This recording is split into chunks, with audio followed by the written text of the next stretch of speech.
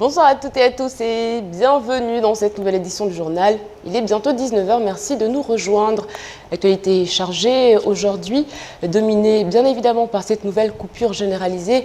Nous y reviendrons avec mon invité Sofaoui Lutfi. Bonsoir. Bonsoir. Vous êtes donc le responsable communication d'électricité de Mayotte. Nous reviendrons bien sûr sur cette actualité, ce sera juste après les titres de la journée.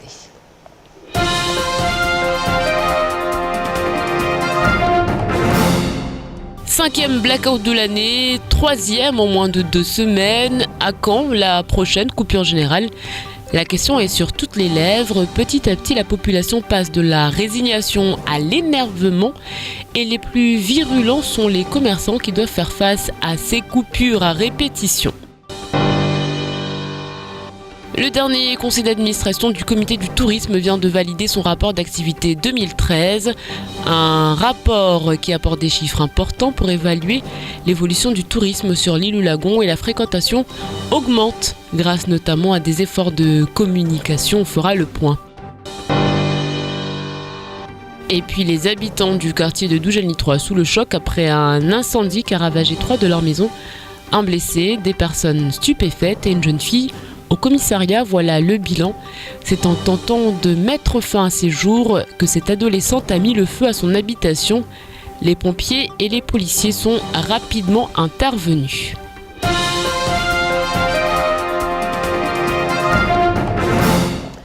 Mais avant de développer ces titres, on en vient à ces résultats. Ils étaient attendus. Il n'y a pas de cas d'Ebola à La Réunion. Les résultats concernant la patiente ont conclu à l'absence d'infection du virus. Les mesures d'isolement ont donc été levées et la personne qui se porte bien a quitté le CHU. On rappelle que la pharmacienne avait participé fin novembre, début décembre à une mission humanitaire en Guinée.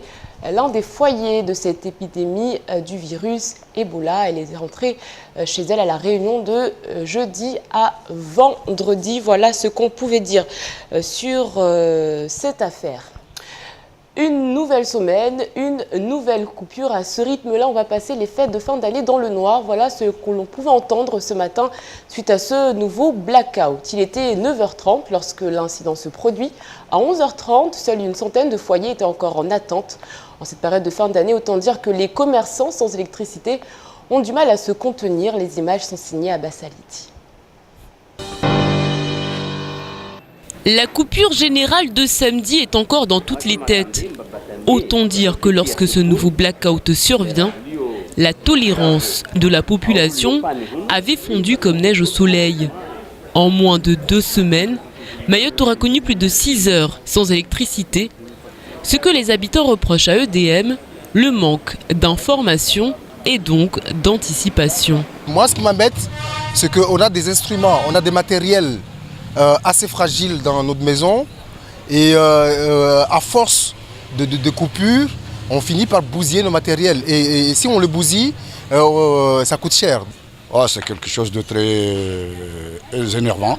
Déjà, ça fait un bon moment que ça continue. Ça a été une fois, deuxième fois, troisième fois, on en a assez quand même. Pour les snacks, bars et restaurants, la situation est de plus en plus pénible. Il y a 2 semaines, c'est entre 18h et 21h que la coupure généralisée était intervenue. Une soirée de perdu pour les restaurateurs. Aujourd'hui, c'est en début de journée que l'incident se produit, tout aussi grave pour les professionnels. Là maintenant c'est plus qu'au ralenti, ça fait déjà une bonne demi-heure que la coupure est intervenue et j'ai déjà perdu une dizaine de clients qui venaient prendre leur café et qui n'ont même pas voulu prendre autre chose, ils voulaient le café et comme je dis, pas d'électricité, pas de café malheureusement. Donc déjà en une demi-heure, une dizaine de clients faciles. Du jamais vu, affirment certains.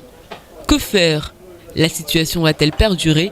Faut-il investir sur des onduleurs ou même des groupes électrogènes? Des investissements lourds et coûteux que personne ne pensait devoir entreprendre un jour dans un département français. Oui, on a une certaine frustration dans l'hôtellerie et dans la restauration due à toutes ces coupures innombrables. C'est du jamais vu à Mayotte. J'ai jamais vu ça à Mayotte. Essayez de chercher dans l'historique, essayez de chercher.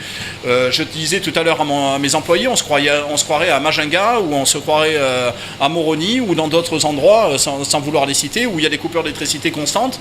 et où les gens sont parés à ça, parce qu'ils ont des groupes électrogènes et parce qu'ils savent très bien que c'est comme ça. Perte de production d'une centrale, explosion d'un disjoncteur. À chaque panne, son lot d'explications. Mais aujourd'hui, ce que réclament les habitants, ce sont des informations et des fêtes de fin d'année qui ne se feront pas de préférence dans l'obscurité. Safaoui Lutfi, rassurez-nous, les fêtes de fin d'année se dérouleront sans encombre normalement. EDM est là pour faire en sorte que les fêtes se passent le mieux possible. Mais comme on a tendance à le dire, on ne peut pas prévoir tous les incidents qui peuvent survenir. Tout particulièrement parce que, comme vous le savez, nous sommes en train de mettre en ligne des nouveaux matériels, de nouveaux équipements. Et nous ne pouvons pas être à l'abri d'un incident. Qu'est-ce qui s'est passé aujourd'hui? Est-ce qu'on en sait un peu plus? Donc ce matin, la coupure a eu lieu à 9h27. Donc à ce moment-là, on a eu un incident sur la centrale de Longoni, sur ce qu'on appelle une liaison d'évacuation. C'est-à-dire que lorsque vous produisez l'électricité, il faut pouvoir la sortir de la centrale pour vulgariser, pour l'amener vers le réseau en quelque sorte. Donc au niveau de cette liaison, il y a eu un déclenchement, c'est-à-dire que la liaison s'est ouverte, donc l'électricité ne pouvait plus sortir de la centrale. Vraiment en vulgarisant, c'est un petit peu ça l'image que je peux donner. Mais les équipes se sont mobilisées assez rapidement parce qu'au bout de 30 minutes, nous avions déjà rétabli l'électricité dans une bonne partie du nord, jusqu'à Mtsangamouji et Mtsamboro. Au bout de 2 heures, quasiment tout le monde était rétabli. Donc malheureusement, nous subissons un 5e incident qui est dû largement au fait que nous sommes en train de tester et mettre en ligne nos nouveaux équipements. Et on ne peut pas être à l'abri d'un incident. Donc on pourrait avoir une nouvelle coupure après-demain, dans une semaine. Ce n'est pas à exclure. On n'est pas à l'abri. On n'est pas à l'abri parce que, pour utiliser un terme lié à l'automobile, on peut dire qu'on est en rodage. C'est-à-dire que voilà, on est passé quand même d'équipements qui étaient très anciens à de très bons équipements entre guillemets qui sont quand même à la pointe de ce qu'on peut faire aujourd'hui, ce qui est tout nouveau sur Mayotte. Il y avait jamais eu ce type d'équipement sur Mayotte. Donc forcément, il y a des petits réglages à établir pour éviter ce type d'incident. Justement, par rapport à ces nouveaux équipements, est-ce que Mayotte est préparée finalement? Est-ce qu'on ne se rend pas compte des limites de ce que peut supporter ce département? Est-ce que les personnes sont assez formées? Est-ce que le matériel est indiqué pour ce territoire? Est-ce que ce ne sont pas tous ces facteurs qui font qu'on a 5 coupures depuis le début de l'année, 5 coupures généralisées? Tout en sachant que ces 5 coupures n'ont pas tous les mêmes causes. En tout cas, elles sont là. Voilà, elles sont là, mais elles n'ont pas toutes les mêmes causes. Donc pour revenir à votre question, le matériel est parfait pour Mayotte, parce qu'on est sur une consommation quand même qui est très élevée et une évolution qui est très élevée sur l'année, l'une des plus hautes de France, pour ne pas dire la plus haute de France. Donc il nous fallait du matériel pouvant répondre à ces attentes-là. Aujourd'hui, nous avons un personnel qui est formé au fur et à mesure. On le voit au niveau des rétablissements. Aujourd'hui, sans vouloir parler de record, parce qu'une coupure, ça reste une coupure, mais en 30 minutes, ça s'était jamais vu, on a quand même pu rétablir déjà une bonne partie du nord et une partie déjà du centre. Donc effectivement, nous avons des personnes qui sont de plus en plus formées, mais on ne peut pas être à l'abri. Là, on est dans une phase vraiment on va dire particulière, parce qu'on est en train, je le répète encore, de mettre sur le réseau de nouveaux équipements, et on ne peut pas être à l'abri de ce type de choses. Elle va durer combien de temps cette phase? Pour être très clair avec vous, nous avons demandé à être épaulés dans la mise en service de ce nouveau équipement. Donc EDF, l'un des actionnaires de l'entreprise, va envoyer des gens sur le territoire dans les prochaines semaines pour nous épauler afin de répondre au mieux aux attentes liées à la mise en service de ces nouveaux équipements. Tout en sachant que je pense que le directeur général, dès qu'il sera de retour demain, l'annoncera avant la fin de la semaine. Nous allons certainement je l'annonce aujourd'hui, on va certainement mettre entre parenthèses les tests afin de déjà voir quelles sont les problématiques qui se sont révélées et pouvoir reprendre les choses un petit peu plus sereinement par la suite. Donc ça reste encore à confirmer, mais nous pensons pour mettre entre parenthèses les tests qui sont actuellement. Alors Safaoui Lutfi, c'est vrai qu'on a remarqué qu'au début, la population était plutôt compréhensive, elle se doutait bien que ce chantier n'allait pas se mettre en place sans mal. Et puis, ce qui était dénoncé depuis quelques jours, en 2 semaines, il faut dire qu'on en a eu 3 de coupures généralisées, c'est le manque d'information. Comment on peut justifier que lorsqu'on fait des tests, on ne peut pas prévoir qu'il va y avoir des coupures généralisées? Même des coupures, de manière... on ne peut pas prévoir, étant donné que nous, quand nous faisons les tests, on ne se dit pas qu'il va y avoir un blackout à la clé. On sait qu'il peut y avoir, il y a un risque lié à ces tests, mais on ne se dit pas qu'il va y avoir un blackout à la fin, sinon on ne les ferait pas les tests. On les ferait pas. Pour répondre à votre question, pour ce qui est de l'information, nous tentons, en tout cas nous faisons en sorte que tous les médias soient au courant, mais c'est difficile de communiquer comme il n'y a pas d'électricité, c'est pas évident de communiquer au niveau de la radio, au niveau de ces médias-là. Donc nous, on est en train de mettre en place un système qui va être testé très prochainement, c'est-à-dire l'envoi de textos, comme on le fait avec les journalistes, avec les médias, l'envoi des textos à une bonne partie de notre clientèle qui pourra être informée au jour le jour, ou en tout cas heure par heure, du déroulement des incidents. On peut pas prévoir avant. Quand il y a un test, on ne peut pas dire attention, il y a possibilité de coupure. Je pense qu'on va réfléchir à la mise en œuvre de ce type de procédure. Mais pour l'instant, lorsque nous faisons des tests, tout est fait pour limiter au maximum les conséquences sur la fourniture d'électricité. Mais jusqu'à présent, il y a eu une cascade d'incidents qui ont fait que nous n'avons pas pu tenir cet objectif-là. Est-ce que EDM indemnise, par exemple, les professionnels en cas de destruction de matériel suite à ces coupures, justement, à répétition? Lorsque la cause est avérée, que c'est EDM qui est la cause de telle ou telle dégradation des matériels, nous avons des services en interne qui reçoivent les demandes, qui les étudient et qui peuvent indemniser certaines personnes lorsqu'ils ont perdu du matériel électronique. C'est déjà arrivé ? C'est déjà arrivé, oui. Donc, parce que c'est vrai qu'on pense souvent aux assurances et tout ça, mais... C'est déjà arrivé. Ce qu'il faut savoir, c'est que comme dans toute demande, vous avez des pièces justificatives à fournir, parce que sinon on ne peut pas traiter la demande. Le courrier avec, par exemple, la facture du matériel, plus un état des lieux disant qu'effectivement, c'est cette coupure-là qui a causé la perte de ce matériel.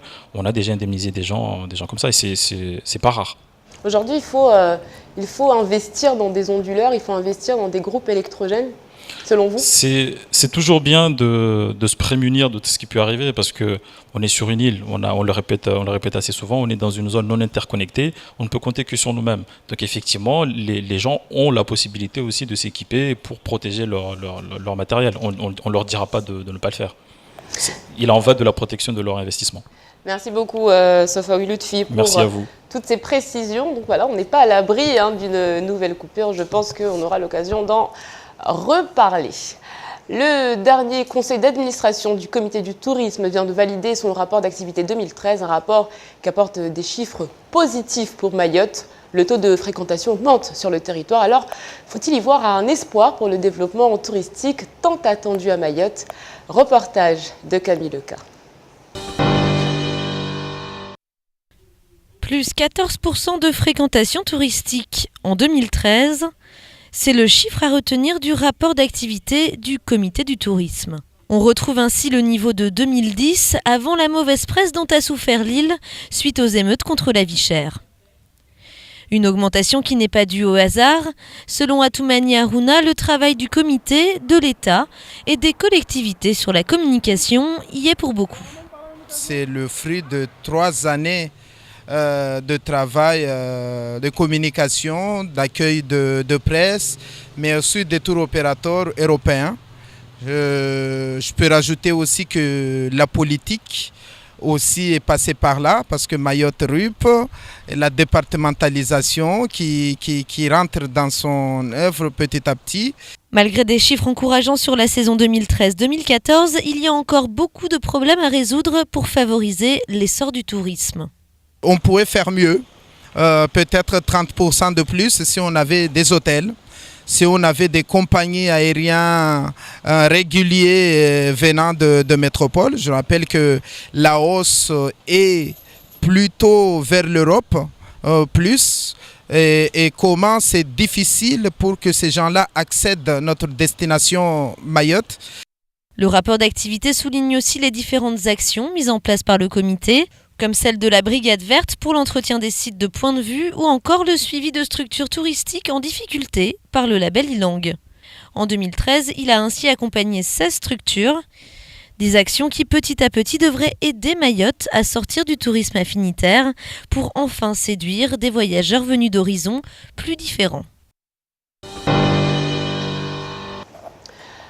On reste du côté du secteur du tourisme avec cette avancée prévue pour début 2015. Une soixantaine de taximans ont passé la formation pour être labellisés en tant que taxi de tourisme. Seulement 10 ont été jugés aptes à recevoir cette distinction. Norbert Mdabache est l'un de ces chauffeurs. Nous l'avons suivi le temps d'une journée. Un simple bonjour, une évidence pour certains, une marque de politesse pour les autres. Pour les passagers qui prennent le taxi, cette attention est de bon augure. Rien de tel qu'un chauffeur aimable, courtois, souriant pour rendre la clientèle fidèle. À entendre les passagers du taxi de Norbert, il a toutes les qualités pour valoriser le label du taxi tourisme. Quand on est rentré, il nous a bien accueillis, il nous a dit bonjour et tout. Donc voilà. Il a les qualités nécessaires pour bien accueillir les touristes.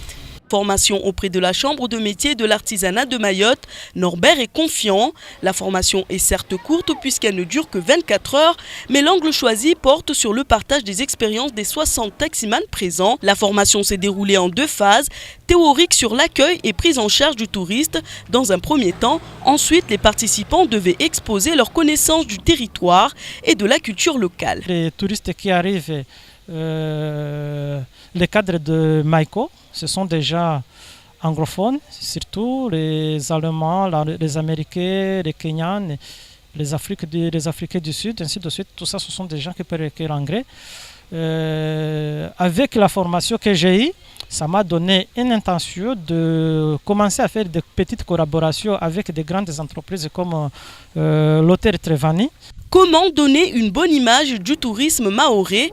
La Chambre des métiers et de l'artisanat de Mayotte a évalué les taximans sur leur comportement avec les touristes. Leur voiture devait être présentable. À l'issue de la formation, 10 candidats retenus attendent impatiemment de recevoir le label Taxi Tourisme afin d'évoluer dans leur nouvelle spécialité. Un service attendu et qui devrait être mis en place dès janvier 2015. Et puis on fait le point sur ce 3e jour de grève. Des négociations sont prévues demain entre les salariés grévistes et la direction. Demain sonnera la fin des réquisitions pour ce 4e jour des agents de la société d'exploitation de l'aéroport de Mayotte. Les perturbations ont été nettement résorbées. Un planning avait en effet été mis en place jusqu'à vendredi pour que le contrôle des passagers et des bagages soit assuré par des salariés non contestataires. On en vient à cette histoire peu banale. L'amour rend aveugle, la haine peut provoquer la destruction. C'est ce que les habitants de Doujani 3 ont pu constater ce matin lorsqu'ils assistent impuissants à la destruction par les flammes de 3 de leurs bongas. En cause d'une dispute de couple qui tourne au vinaigre. La jeune femme a tenté de mettre fin à ses jours. Les images sont signées à Bassaliti. 7h30, les villageois entendent une explosion. Paniqués, ils tentent de découvrir ce qui a provoqué le bruit. Ils assistent alors à la montée des flammes. Avant qu'ils ne puissent réagir, 3 bongas partent en fumée. La moussada se met en place rapidement pour éteindre l'incendie. Les pompiers sont contactés, mais les routes sont endommagées et la zone est quasi inaccessible. Les pompiers arriveront quelques minutes plus tard, suivis des forces de l'ordre. Ils découvrent en effet qu'une adolescente de 15 ans s'est disputée avec son petit ami après que celui-ci lui ait signifié la fin de leur relation. Abattue, elle tentera de mettre fin à ses jours en s'enfermant dans leur banga. Elle y mettra ensuite le feu. Moi, j'ai été traumatisée parce que j'étais avec une femme et elle est enceinte. Elle est enceinte de 8 mois. Elle a été choquée parce qu'il y a eu une explosion ici et elle a été vraiment choquée. Elle ne pouvait même plus respirer normalement. Moi, j'étais là à côté d'elle. Je ne savais pas si je devais la consoler elle ou sinon pleurer ma propre douleur. La jeune fille s'en sortira indemne, mais elle sera emmenée au commissariat, car les habitants voulaient la lyncher pour avoir commis ce geste. Un petit garçon a d'ailleurs été blessé. Nous avons réussi donc à l'extraire rapidement donc, de l'intérieur. Malheureusement, on dénombre quand même 3 bangas brûlés, dont une femme qui a été plutôt, enceinte, qui a été plutôt beaucoup plus choquée donc, de ce qui s'est passé, et un gamin qui a été blessé légèrement. En gros, si vous voulez, on s'en sort plutôt bien que ce qui pourrait se passer si on n'avait pas pu l'extraire, cette jeune fille à l'intérieur. Déjà, les habitants pensent à la reconstruction de leur banga. Aujourd'hui, le drame a été évité. L'enquête, elle, se poursuit pour connaître les tenants et les aboutissants de cette histoire. Dernière conséquence fiscale du passage au droit commun, après l'impôt sur le revenu et la taxe foncière, voici venue la cotisation foncière des entreprises. On en parle depuis quelques jours. Ce nouvel impôt dont les entreprises sont redevables dès 2014. Les montants explosent. Alors le MEDEF est monté au créneau hier soir. Pour l'organisation patronale, la CFE pourrait lourdement affecter l'économie mahoraise. Les explications de Camille Lequin. Là où certaines entreprises payaient 1 000 € sur la patente de 2013, elles devront aujourd'hui payer 90 000 € au titre d'un nouvel impôt, la cotisation foncière des entreprises. Une augmentation explosive pour une addition très salée qui a pris de court les adhérents du MEDEF. Déjà, tout le monde ne l'a pas reçu. Certains l'ont reçu avec une date limite de paiement au 15 décembre alors qu'ils l'ont reçu le 14, donc ça pose un problème. Et puis le montant qui est démesuré, puisque sur la plupart des entreprises, le montant est multiplié par 10, par 20, par 25, ce qui est complètement aberrant. Donc ça pose beaucoup de problèmes, puisque vous avez des entreprises, même des grosses entreprises, qui n'ont pas forcément cette trésorerie disponible là pour payer ça, puisqu'ils ne s'y attendaient pas. Les membres de l'organisation patronale se sont mobilisés pour une réunion de crise hier soir. Pour eux, il est quasi impossible, même pour les grosses entreprises, de régler la facture, faute de trésorerie. La situation inquiète car les augmentations de charges pourraient se répercuter directement sur les consommateurs. Au bout du compte, c'est le consommateur qui paiera. Donc c'est la grande crainte même des gros groupes. Il faut pas se tromper. On va pas avoir un prix qui va augmenter. Je vais acheter ma tasse de café. Avant, je la payais, si je fais un ratio par rapport aux taxes, je la payais 1000. Je vais pas l'acheter 90 000. On est bien d'accord, il faudra trouver un juste milieu. C'est pour ça qu'il faut absolument qu'on puisse avoir une solution à nos problèmes, pour ne pas que les consommateurs, au final, se retrouvent lésés. Pour trouver des solutions, le dialogue devrait s'ouvrir très rapidement avec la collectivité, la direction des finances publiques et les autres syndicats. Malheureusement, la CFE n'est pas la seule mauvaise nouvelle qui s'annonce pour les entreprises mahoraises. Deuxième volet de la contribution économique territoriale, la cotisation sur la valeur ajoutée des entreprises, la CVAE. Celle-ci devrait leur être réclamée d'ici mars-avril 2015 et là encore, les montants pourraient surprendre.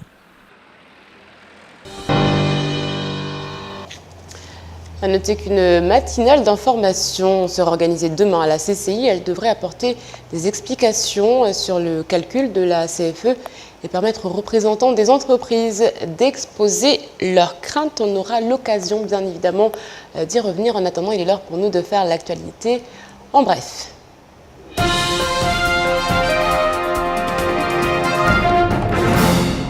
Dans un communiqué, le ministère de l'Outre-mer annonce la mise en place dans les secteurs marchands des DOM des contrats initiatives emploi. Avec une aide de l'État à 35% du SMIC brut, ces contrats sont plus attractifs que l'ancien dispositif pour les employeurs. Compte tenu de la situation de l'emploi Outre-mer et de l'ampleur des besoins des publics susceptibles de bénéficier de ce type de dispositif, cet alignement devrait permettre aux enveloppes allouées d'être pleinement mobilisées, indique le ministère qui ajoute que cela favorisera l'insertion des publics éloignés de l'emploi. Reste encore à savoir combien de contrats de ce type seront accordés au département mahorais. De la mi-octobre à début novembre, la préfecture a dû procéder à la création de 12 locaux de rétention administrative. Depuis le début du mois, 6 autres LRA ont vu le jour. Cela signifie qu'en 2 mois, 32 LRA ont été rendus nécessaires, impliquant qu'au minimum 4200 étrangers en situation irrégulière ont été reconduits à la frontière sur la période. Reste à savoir combien ont suivi le même chemin au départ des LRA. L'immigration clandestine ne faiblit pas. L'état-major sécurité fera le point sur les chiffres 2014 dans quelques semaines. La vente d'Only à Mayotte et à La Réunion, une condition au rachat de SFR par Numéricable, touche à sa fin. Les candidats au rachat avaient jusqu'à vendredi pour déposer leur offre. 7 candidats se seraient manifestés. Selon nos informations, la mort d'Only serait imminente et suscite des inquiétudes chez les salariés mahorais qui redoutent les compressions de personnel. Free qui se positionne sur les rangs a une carte à jouer dans la mesure où il est absent des DOM. Les choses devraient aller vite car un délai de 3 mois maximum a été imposé pour boucler la vente.